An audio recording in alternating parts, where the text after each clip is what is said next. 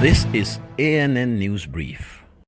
The call by Zimbabwe pressure group Tajamuka Jikele for a nationwide stay away on Monday was ignored by citizens as business went on as usual in the capital Harare. The group had called for the demonstration to force President Emmerson Mnangagwa to deal with the harsh economic conditions currently being experienced in the country.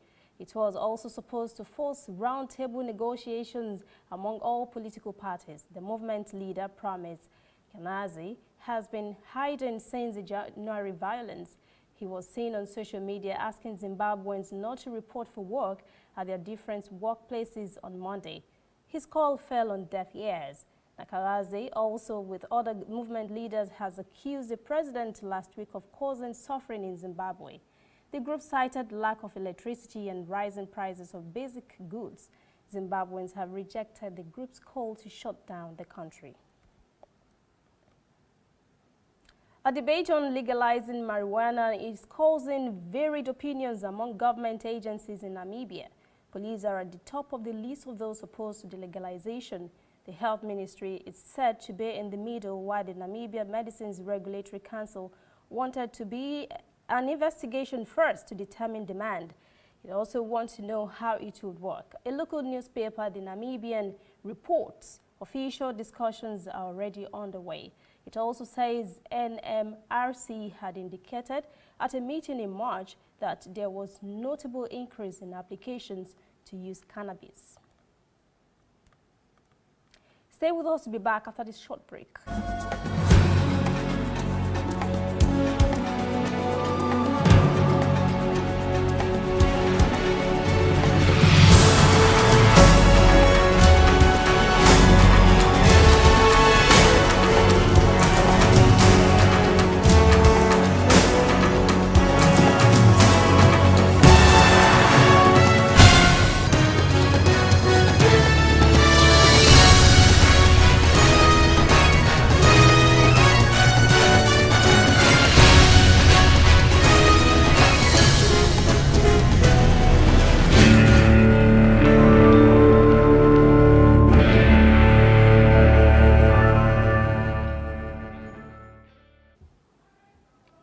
Mass rallies in the Sudan, which are supposed to be peaceful, are becoming quite violent. There were reports of sniper fire at those rallies, resulting in loss of life. At least 7 persons died and scores were injured at the Sunday mass rallies in Khartoum. A military leader reported snipers were firing at civilians and troops during the nationwide protest against military rule.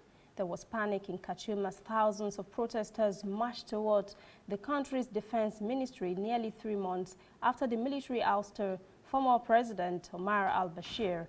The Sudanese Professionals Association reported on Saturday security forces had raided its offices, forcing the group to cancel a scheduled news conference ahead of the protest. There have been repeated confrontations between the group and the military in recent weeks. The two disagree on a timeline for a transition to democracy.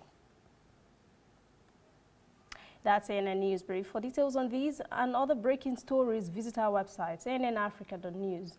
Conversation continues on our social media platforms, Twitter, Instagram, and Facebook at ANN Africa TV. I am Lucy Adeyemi.